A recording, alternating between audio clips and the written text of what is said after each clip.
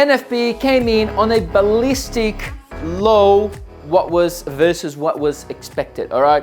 And I've mentioned that the US is losing its strength compared to other economies, and they are set to cut interest rates on September, and this will be very, very bearish for the US dollar. So stay with me until the end of this video that we will disclose what's going to happen during this period, okay? We don't have much time left, guys. We don't have much time left to react, all right? So pay attention, stay with this video, and please subscribe to the channel and give us a thumbs up. Right, so NFP last Friday, I've made a video on that, and I've mentioned the possibility, the outcome was very, very high, that the NFP would come much, much lower than what was expected. And the expectations was a little bit more of a dream expectations, what they would like to have, but they didn't, all right? And this is the most effective scenario to the FOMC, to the Fed, all right,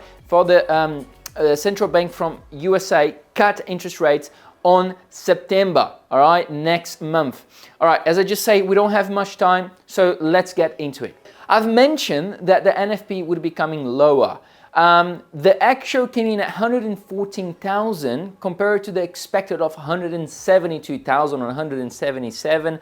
175 if I'm not wrong, 175,000 was the expectation, but the actual came in at 114,000. So we're talking about at least a 50,000 jobs difference, all right? This is quite a lot. The unemployment have rose as well, and the average hourly earnings have decreased. So that means less people working, less people gaining money, and more people unemployed, all right? So this is really, really bad, and it's very, very effective for the Fed to come and say, look, the economy is actually cooled down, but remember, what they've said last week, that they now are looking to the both dual mandate of the Fed, that is bringing inflation down and maintaining a consistent labor market, is in effective manner, and they're bringing inflation down, yes, consistently, that's good, but the labor market, in my opinion, this went down too much.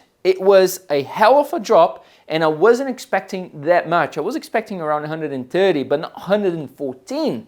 All right, so 14, 15, 16 around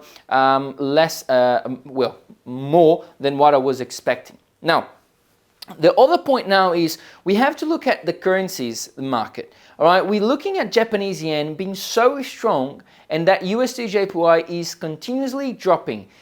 Below 150,000 level, we are consistently dropping and dropping and dropping. Same goes for the GBP USD, all right? The only currency that I've told you guys that would be strong would be the euro. And it was, all right? So now, what are the impacts this NFP can cause into the market? Well, most certainly we can continue to see a higher euro dollar. We will be able to look at a new time high on gold, all right? A new time high on gold, most probably. And we will continue to see Bitcoin going down, all right? Because the US dollar is going down, Bitcoin is going down. I'm not a very crypto fan, I'm not a very big crypto trader here, but in my expectations, this is what I'm looking at, all right?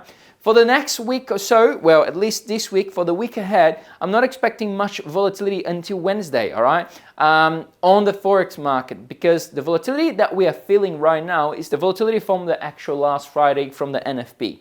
So stay ahead, all right, stay concise, use risk management, use properly risk, because this week will be, until Wednesday, will be the actual feeling of the market from last Friday.